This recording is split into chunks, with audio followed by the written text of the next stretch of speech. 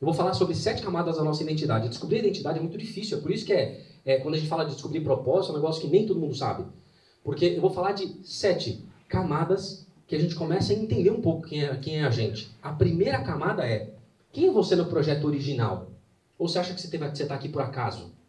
Você acha que seu pai e sua mamãe um dia descuidaram e você nasceu?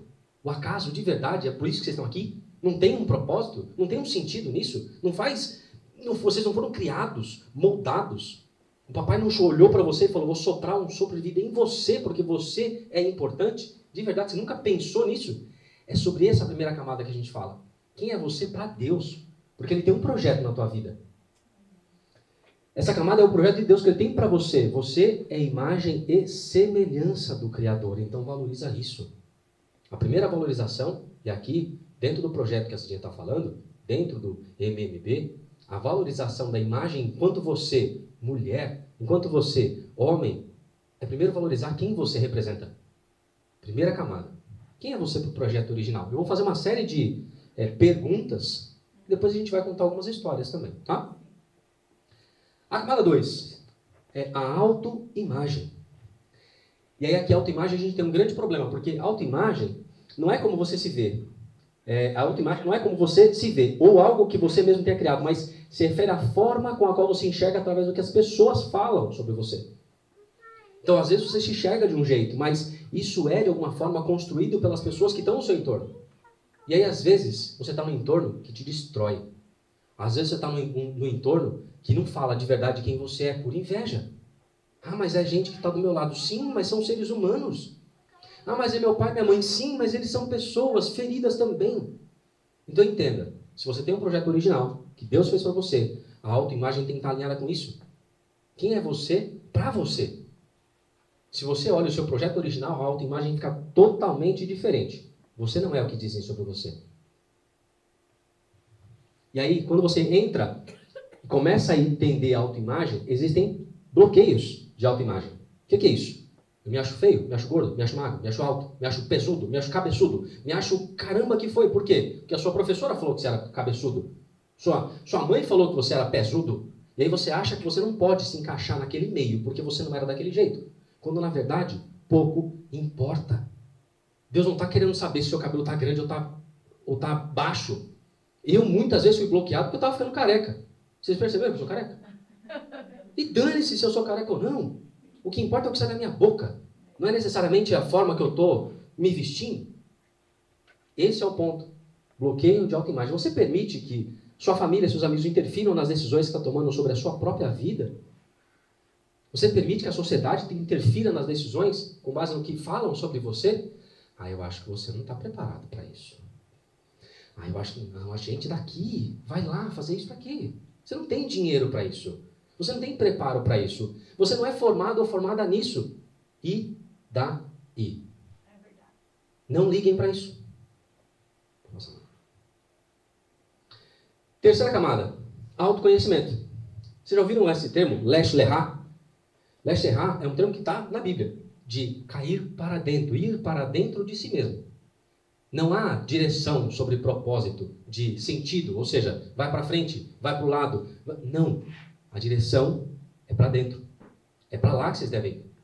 Porque lá é o lugar que aqueles monstrinhos que a gente criou, eles estão lá. Lá é o lugar que o seu cérebro conhece todos os cantinhos. E o seu subconsciente sabe como ele foi criado. Porque o seu subconsciente está ligado à sua alma. E dessa forma, quando você vai para dentro, você começa a descobrir os seus maiores medos. Enfrentar os seus maiores medos. E é lá que você cresce. Ninguém cresce do lado de fora. A gente cresce do lado de dentro.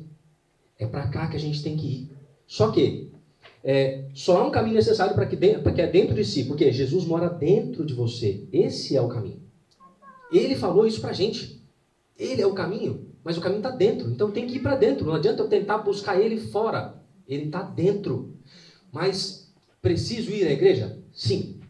Porque uma comunidade faz você crescer. Preciso participar de um ministério? Sim. Porque nós juntos formamos a imagem dele, não sozinhos. Mas a mensagem que ele quer está dentro da gente. Por que eu falo de autoconhecimento? Te ajuda demais enquanto ser humano. Uma coisa que eu aprendi, eu fiquei 12 dias na UTI.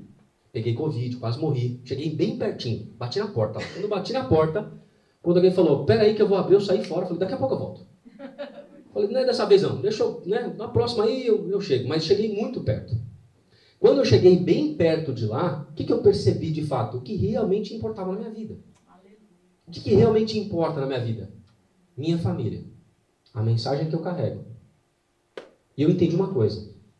Se você pensar a sua vida como um todo, da hora que você nasce até a hora que você morre, é muito pouco. E Paulo já dizia isso. Se a gente achar que a nossa vida é simplesmente aquilo que a gente vive aqui, a gente é pobre demais. Mas quando você entende que nós fazemos parte de um ser infinito, a gente entende que a gente veio antes e que a gente vai para depois da eternidade, o fato da gente estar vivo é só um simples fato de que daqui a pouco vai acabar. Aconteceu comigo, e eu posso falar com toda a propriedade. Eu estava num churrasco, depois eu estava internado na UTI, não sabia se ia voltar para casa. E a gente viveu isso. Todo mundo viveu isso aqui. Perdemos pessoas que estavam do nosso lado e viraram pó. E se a gente entender que isso era, de fato, aquilo, acabou. E eu me revoltei com Deus várias vezes. Quando eu estava lá dentro. Falei, isso é a bosta de vida que você falou que era tão bonita assim, e acabar aqui. Meus filhos não me conhecem. Eles vão nem lembrar de mim. Que raios que aconteceu? Por que eu estou aqui? E aí eu entendi. Primeiro, eu sou um ser humano, posso esbravejar? Sou filho. Se meu filho esbravejar comigo, por que eu não posso chegar e falar, Depois ele me explicou. Ele me deixou vivo. Me falou por quê que eu estava vivo. Que eu ficaria vivo. Ele me falou antes de eu voltar, antes de eu sair, que eu ficaria. E por isso que eu acredito que eu vivi um milagre. Porque ele me falou. Agora, por que eu falo do autoconhecimento? Nem sempre a gente precisa viver situações extremas para ter autoconhecimento. Você pode buscar isso todos os dias. Com pessoas, com vídeos, com conteúdo, com livros. Mas quer autoconhecimento mesmo? Leia a Bíblia. Lá tem autoconhecimento. A outra camada, consciente e intelectual. Por quê? A gente vive numa sociedade que a gente depende de um certo tipo de inteligência para fazer alguma coisa. Ah, mas eu não tenho inteligência, nunca estudei. Não estou falando de graduação, não estou falando de conhecimento técnico, estou falando de conhecimento. Algum conhecimento aplicado. É uma parte importante da identidade, que representa o seu consciente intelectual. Você jamais pode confiar 100% nele, mas vai ter que desenvolver para a sua capacidade intelectual, ela determina a tomada de decisão. Quanto mais eu aprendo sobre alguma coisa, mais eu tenho capacidade para tomar decisões. E são as decisões que fazem o caminho da nossa vida. Então a gente tem que aprender algo. Ah, Luiz, mas puxa, eu não estudei, não fui para a escola. Tá bom, mas você sabe fazer uma bela comida e alguém está precisando disso? Você sabe cuidar de alguém como ninguém e alguém está precisando disso? Você sabe fazer uma palavra e dar um conforto para alguém e alguém está precisando disso? Eles são crianças, mas eles me ajudam muito. Imagina vocês. O Leonardo, né? O conhecimento do Leonardo me ajudou a colocar as coisas aqui. Imagina quando ele estiver com 30. Conhecimento é poder na nossa vida terrena. Então, vamos desenvolver isso. É uma parte da nossa identidade. Só que não determina quem a gente é. E esse é o ponto. Você é o quê? Eu sou médico. Não, você está médico. Porque daqui a pouco você pode ser dono do hospital. Eu sou engenheiro. Não, peraí, você não é engenheiro. Você está como engenheiro. Porque daqui a pouco você pode ser outra coisa. Quem você é o que Deus falou para você. Agora, o que você faz é mera passagem. E aí, quando você entra dentro desse consciente intelectual, você pode gerar um bloqueio de criatividade. E tem muita gente que tem bloqueio de criatividade. E você sabe como que nasce o bloqueio de criatividade? Muita gente acha que não é criativo. Mas o bloqueio de criatividade nasce do afeto dos pais. A origem do bloqueio de criatividade é afeto. Muitas vezes você não teve afeto, não tinha uma relação familiar que propiciava você ser criativo. E eu vim de uma família que, eu sempre fui muito criativo. Mas eu fui criativo por uma ausência e não por uma presença. Eu sempre fui muito criativo porque a minha mãe tinha que trabalhar muitas horas. E com 6 anos eu ficava em casa. Eu morava, antes do Grajaú, eu morava no Jardim Orion. Alguém conhece o Jardim Orion aqui? Eu ia ficar espantado. Eu morava no Jardim Orion. E era um bairro que estava começando. Minha mãe trabalhava no Gonçalves Sé. Antigamente, era antes do Pão de Açúcar. E aí ela saía de casa às 5 e pouco da manhã. E eu tinha 6 anos. Ela deixava comida em cima da mesa. E falava, filho, aqui está o arroz, feijão, você esquenta, vai para a escola, tá. E ela voltava por volta de umas 7, 8 horas da noite. Eu tinha 6 anos. fazia minha comida, voltava, fazia bolinho de chuva, fritava bolinho de chuva com 7 anos de idade. 1 litro de óleo para fritar 2 bolinhos de chuva. Mas era eu e o meu mundo de Bob. Eu vivi dos 6 aos 12 anos meu mundo de Bob. E era muito legal, porque era só eu. Eu, meus bonecos e a minha cabeça. Então tinha como não ser criativo? Claro que não, eu tinha que ser criativo.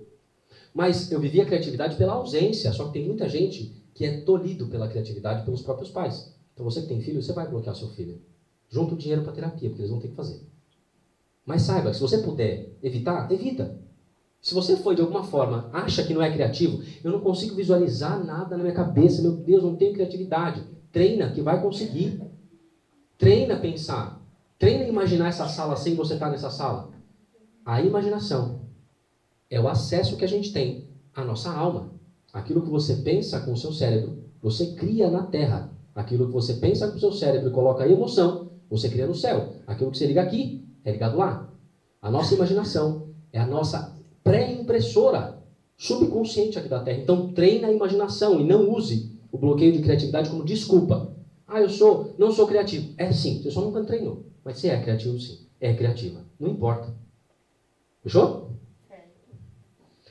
A quinta camada, consciente emocional. A sua alma governa o seu corpo. Uma vez que você entende esse exercício que a gente fez aqui, que é de conectar as 3 esferas, nós somos corpo, alma e espírito. Imagina que a gente está fazendo uma frequência, certo? Meu celular funciona em 5G. Tem antena 5G aqui? Não. Ele vai funcionar em 4G? Beleza, em 4G eu consigo baixar um vídeo. Mas quando está em 3G, eu não consigo baixar vídeo. O que isso tem a ver com a nossa vida? Sim, frequência. A frequência espiritual é 200G. A gente não está com o celular preparado para 200G. A gente precisa de uma coisinha que liga, chama espírito. Esse 200G, ele vai falar alguma coisa, mas a gente não consegue baixar esse download para ouvir a mensagem de Deus. A gente precisa de um negócio chamado alma. A nossa alma, ela nasceu na eternidade, mas ela foi encapsulada dentro do nosso corpo. E é por isso que toda vez que você faz uma oração, e você sente aquela vontade de voltar, você sente a vontade de voltar para casa. Porque a sua alma falando, meu Deus, como era bom lá. Como é bom a eternidade. Mas eu estou aqui, fazendo essa comunicação com você, corpo terreno. E é por isso que a gente sente a vontade de voltar. Porque a alma fala, eu sei quem você é. Desde a eternidade. Desde quando você começou. E eu sei para onde você vai. E eu sei que você não está indo no caminho certo. Você pode muito mais do que isso. A sua alma conhece você desde a eternidade. E é por isso que a gente precisa tomar cuidado e cuidar do nosso consciente emocional para alinhar as 3 esferas. As nossas emoções ditam os nossos caminhos. E como que a gente pode ditar ou cuidar da nossa emoção? Nós somos 90% emocionais. A gente não toma decisão consciente o tempo todo. Muito pelo contrário. Só que as nossas emoções, elas nascem de decisões que nasceram de coisas que estavam no nosso subconsciente. Como que eu formo isso? Tem um livro chamado Quem Pensa Enriquece, do Napoleão Hill. E ele fala muito sobre autossugestão. E você é capaz de sugerir para o seu subconsciente coisas que você quer. E é muito louco, porque parece que no primeiro momento é fingimento. E é. E no segundo momento vira o quê? Realidade. Finja até que seja verdade. Se você imaginou, e aí o que nos liga, o fingimento do nosso consciente com o que é real de fato, é quando a gente imagina, em um momento de oração, com a nossa alma, para onde eu tenho que ir. E aí você começa, abre um portal, você olha lá. Alguém já assistiu Caverna do Dragão aqui? Já assistiu? Lembra quando eles estavam abrindo um negócio assim, eles olhavam e falavam assim, minha casa. Aí eles iam correndo, e aí fechava o portal. É isso. É como se a gente estivesse olhando através de um portal, como que é lá do outro lado. Isso é imaginação. Aí você fala para o seu subconsciente, eu vou sugerir isso. Como? Eu vou sugerir que eu sou forte. Eu vou sugerir que eu sou rico. Eu vou sugerir que eu sou poderoso, poderosa. Eu tenho capacidade. Eu vou sugerir isso para mim, com a minha boca aberta. Por quê? Se você pensa, você está no terreno do seu cérebro. Lá ele sabe como você é. Aí você pensa assim, vou ficar rico. Aí o seu cérebro fala assim, e a conta de luz está atrasada. Aí você fala assim, não, eu sou corajoso. Olha a barata ali, ó. Aí você o seu cérebro, a única coisa que ele quer é que você morra. Porque ele não quer ficar dando trabalho. Por isso que o corpo milita contra a alma. Não é?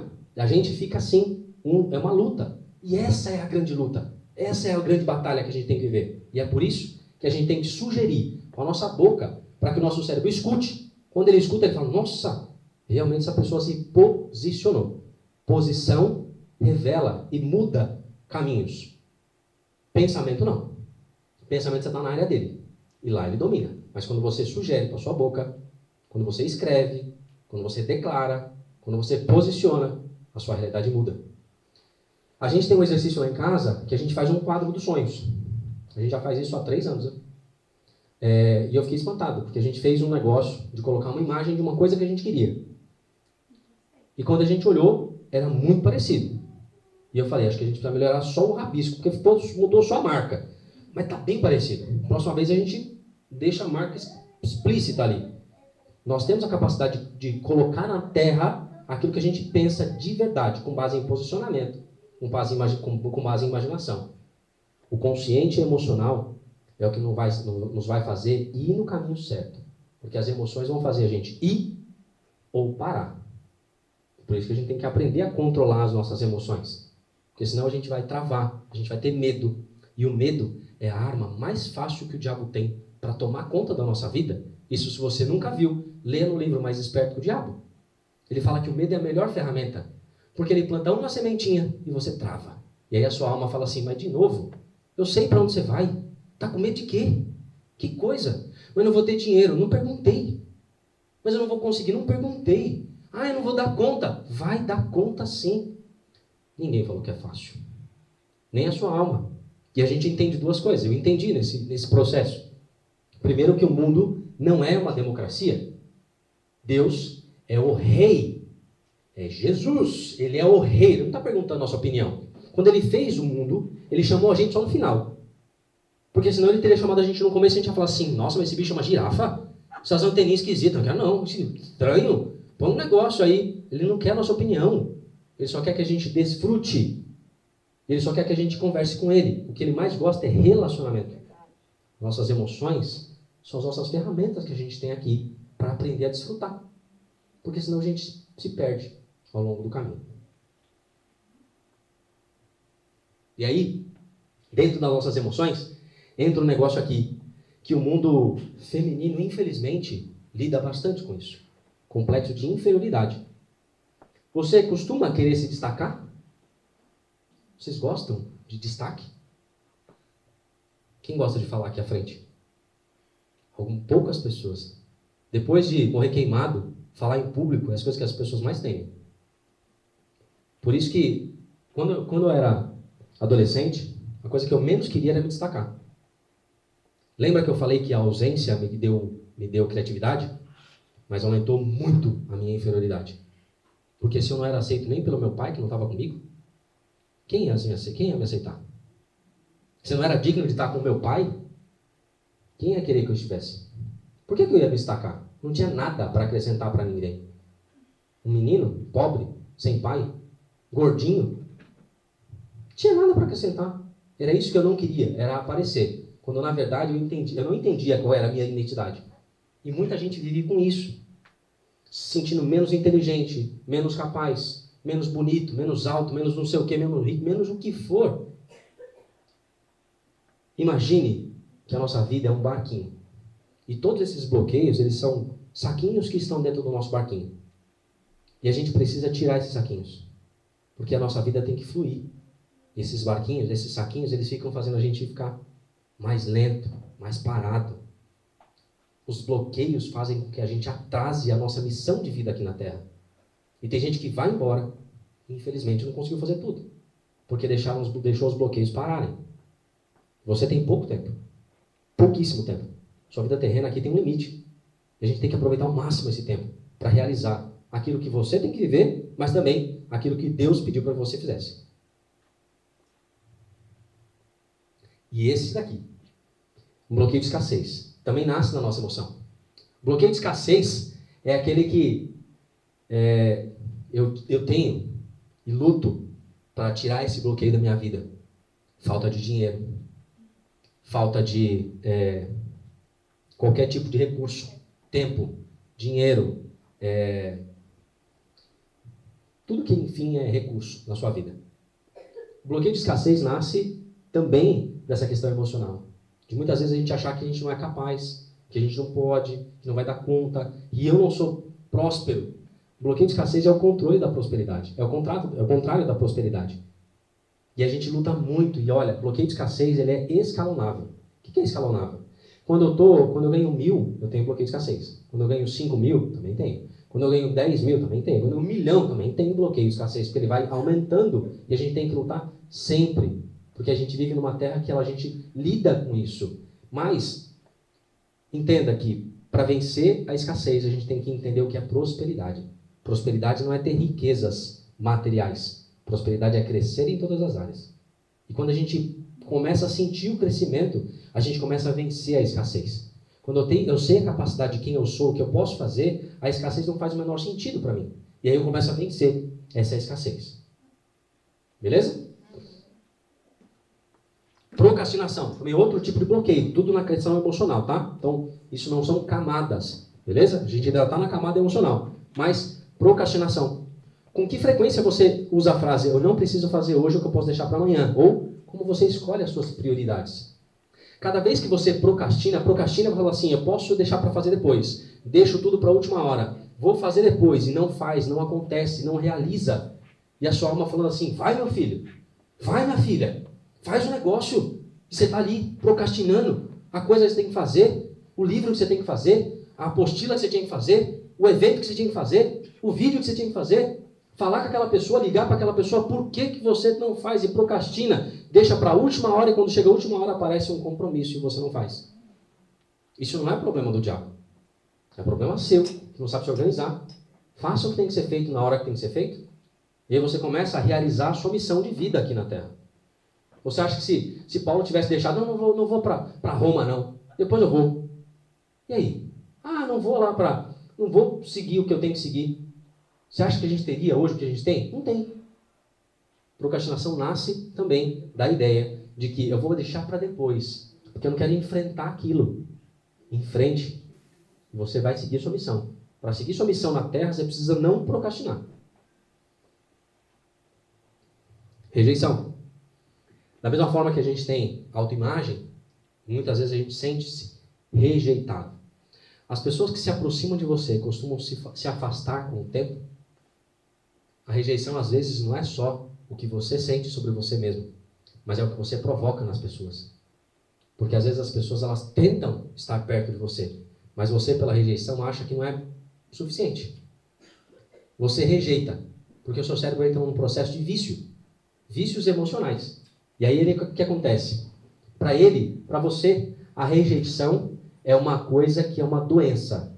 E aí, o seu cérebro fica viciado nisso. Porque a recompensa da rejeição é o carinho, de quando você fala, eu preciso de carinho. Meu Deus do céu, alguém me dá uma ajuda. Minha avó fazia muito bem isso. Minha avó, quando todo mundo quebrava o pau, ela desmaiava. Desmaiava? Tem alguma vovozinha que fazia isso aqui? Minha avó desmaiava. Eu vou morrer. O que ela levantava falando? O dia que eu morrer, vocês vão sentir falta de mim. De fato, a gente sente muita falta dela, mas ela não precisava fazer aquilo. Ela sofria rejeição.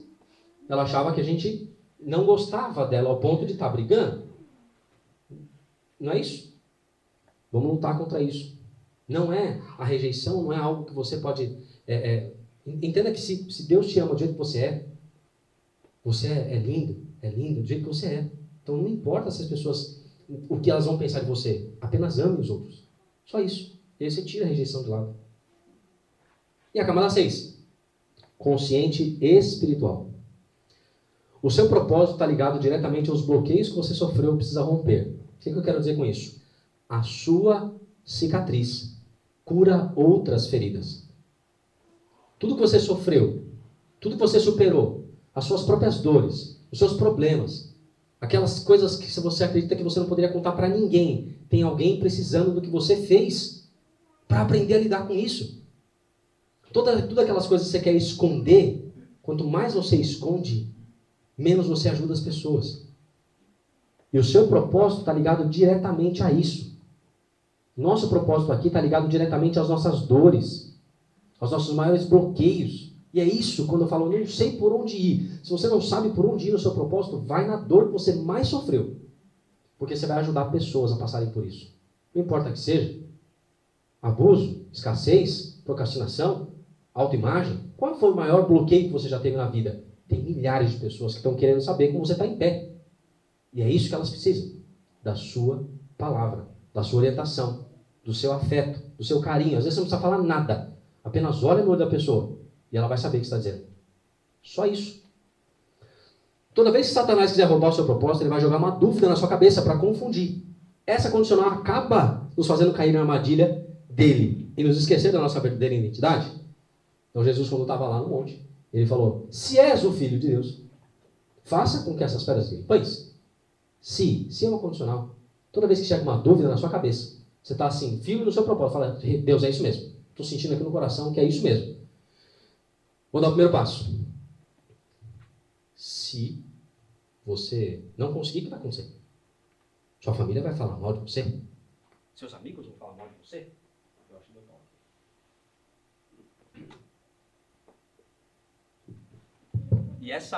E essa dúvida faz você parar, faz você procrastinar. E é exatamente aí que você pode parar.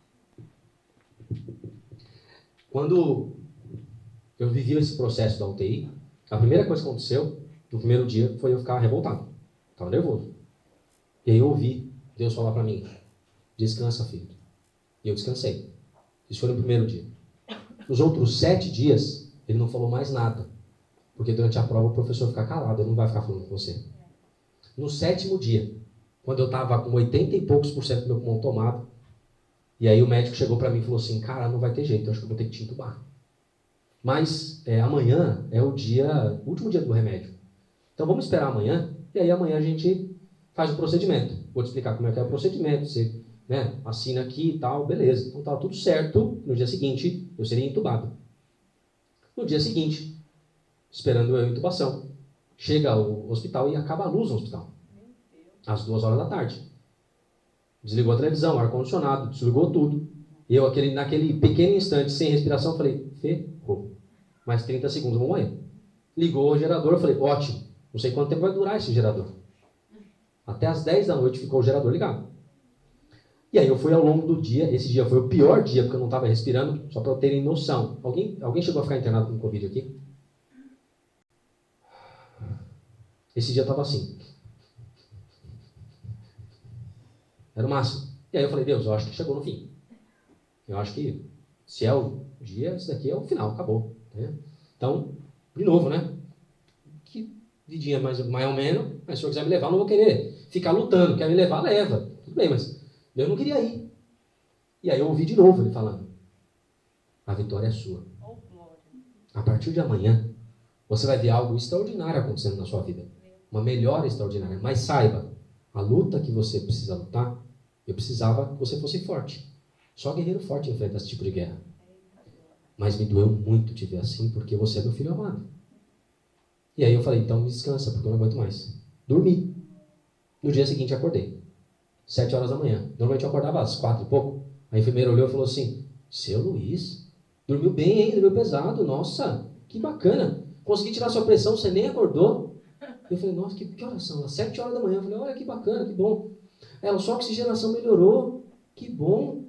Eu falei, olha que legal. O médico veio apavorado depois e falou assim, cara, fiquei sabendo que sua oxigenação melhorou. Pô, legal, vamos seguir o tratamento, mas uns 10 dias você está fora. Bacana. 4 dias depois eu estava fora do hospital. Com 3 dias ele falou assim, cara, agora eu posso falar com você. Seu equipamento de intubação estava na sala. Só que como caiu a luz do hospital, não podia fazer nada. Porque se tivesse algum problema, não tinha condição de fazer. Ele falou assim, não sei qual é a sua religião, bicho, mas ajoelha e reza, porque o negócio foi muito louco. E outra, era 7 dias para melhorar, deu 4 dias, vai embora, você está comendo de graça aqui, vai para tua família. E aí eu percebi, esses 4 dias de quando eu melhorei, eu falei, Deus, por quê? Já que você me deixou vivo, então agora me fala. Ué, por que raios que agora eu estou vivo? E aí foi quando ele falou. O propósito é falar sobre isso. Isso é o propósito. O resto da sua vida. Não importa o que seja, quantos anos eu tenho, eu vou ter que falar sobre isso. Isso é o propósito. É a condição que ele me deixou vivo. Todo o resto não importa. Não importa o caminho. Não importa qual é a direção. Não importa onde eu vou chegar. O que eu preciso é estar falando sobre isso. É propósito. Ele vai me dar só uma setinha. Ele me deu uma lanterninha com 3 metros. Eu só vou dar 3 passos. Depois ele me dá outra lanterna. Eu não tenho medo para onde eu vou. Porque eu sei que ele está na frente. E aí, dentro do nosso consciente espiritual, às vezes, quando eu estou colocando isso à frente, eu entro num bloqueio de religiosidade. Onde eu coloco todas as regras superando a conexão e o relacionamento. E aí que a gente tem que tomar cuidado. O que ele quer é relacionamento. É estar próximo. Eu não quero que o meu filho, para chegar perto de mim, faça um monte de coisas para ele conseguir falar comigo. O que eu quero é simplesmente abraçar e dar um cafuné nele. E é isso que o papai quer fazer com vocês. O papai quer só abraçar vocês. Quando você estiver chorando, é no colo dele que você tem que chorar. Quando você estiver precisando de ajuda, é para ele que você tem que pedir. E ele vai te abraçar. Ele só quer que você peça para ele. Ajoelha no colo dele. Pede para ele passar a mão no seu cabelo. E sente. Uma das maiores experiências que eu vivi foi quando eu fechei os meus olhos e fiz esse treinamento na minha casa. Olhei e falei, Deus, eu só quero saber como é que é. Quando você fechar os seus olhos e ver o sorriso dele para você, nunca mais você vai esquecer. Porque é isso que ele quer. E a última, plenitude. Transbordo, descanso e desfrute. Quando ele fez o paraíso, ele só falou assim, senta, dá nome a tudo e se diverte. E ele quer que a gente faça isso até hoje. Só que a gente precisa entender uma coisa. Quando você transborda na vida dos outros aquilo que está dentro de você, mais é lhe dado e acrescentado. Transbordar é entender que Deus chamou a gente para afetar positivamente a vida das pessoas que estão à volta. Quando eu transbordo, não é transbordar em dinheiro. Não. É transbordar em conhecimento, em afeto, em carinho, em entregar aquilo que está dentro de mim. É a mensagem que está aqui, é passar para os outros. Isso é transbordar. Uma garrafa de 100 ml, quando ela transborda, ela pode carregar vários milhares de litros. Agora, se você retém o que está dentro de você, você não passa numa garrafinha de 100 ml. Uma caixa d'água de 1000 litros, ela pode ter 1 milhão de litros, se ela transbordar. Então, transborda o que está dentro de você. Aí você pode pensar, então, mas Luiz, meu coração está cheio de amargura, de ódio, de rancor. Como é que eu vou transbordar isso? Primeiro transborda ajudando, pedindo ajuda, falando. E aí você vai se limpando. Quanto mais você vai se limpando, mais você vai pegando do alto coisa nova. Quando você está na fonte, a fonte só tem água limpa. Quer dizer, não pode sair água doce ou salgada da mesma fonte. Então se conecta na fonte que é doce. Se conecta na fonte que você precisa. Realmente, cuidado de onde você está tirando as suas informações, suas conclusões, seus sentimentos, porque você pode estar numa fonte salgada. E é na fonte doce. É nessa fonte que você vai conseguir pegar tudo que tem de bom para transbordar na vida das pessoas. O descanso e o desfrute não precisa acontecer só no 7º dia. Pode ser na 7ª hora. Pode ser no 7º minuto. E pode ser a todo momento que você puder se conectar com os seus filhos, sua família. Desfruta aquele pequeno instante, porque ele pode nunca mais voltar. Esse é o ponto. Ele quer que a gente desfrute nele também. Quando estiver em oração, desfruta. Com a família, desfruta. O desfrute é você aproveitar ao máximo aquilo que a sua alma sempre quis. E não é só simplesmente a gente sentar e descansar. Desfrutar é com a mente, é com o coração, não é com o corpo. Corpo a gente descansa. Mente a gente desfruta. E aí, dentro do desfrute, tem uma coisa, uma energia sexual. Muitas vezes a gente entende que o sexo, no nosso caso, é uma atividade. Mas não é. É uma energia. Essa energia ela é divina. É uma energia que circula no nosso corpo. Mas muitas vezes a gente perde isso. E a gente desconta isso. Então tem impulsos que são sexuais, que não estão nada ligados a atos sexuais. Mas que geram muita energia na gente. Imagina quanta energia tem para fazer uma pessoa, um ser humano. E quantas coisas, de forma que a gente gasta de forma indevida. Seja com hábitos ruins, ou com mau gerenciamento da nossa energia interna. A energia de falar, conectar com uma outra pessoa, isso é um impulso. Gerencie os seus impulsos. Isso pode mudar muito a forma como você atrai as coisas para você, ou repele coisas para você. Vitimismo. E aí aqui, vítimas não prosperam. Vitimista é aquele que se coloca com a autoimagem lá embaixo, falando assim, meu Deus, eu preciso de alguma coisa. Vítimas não prosperam. Não seja vitimista. Seja protagonista da sua própria história. Vitimista não vai prosperar. Protagonista sim. Todo milagre nasce de um problema. O problema que você tem hoje é só um portal para você ser quem você precisa ser, para atingir o milagre que você precisa. Você não é um erro. É filho e filha amada de Deus. Você não é por acaso. Entenda e se conecta desde a primeira camada aqui. Você não está aqui por acaso. Você não é um erro. Eu convido vocês. Vamos dançar juntos?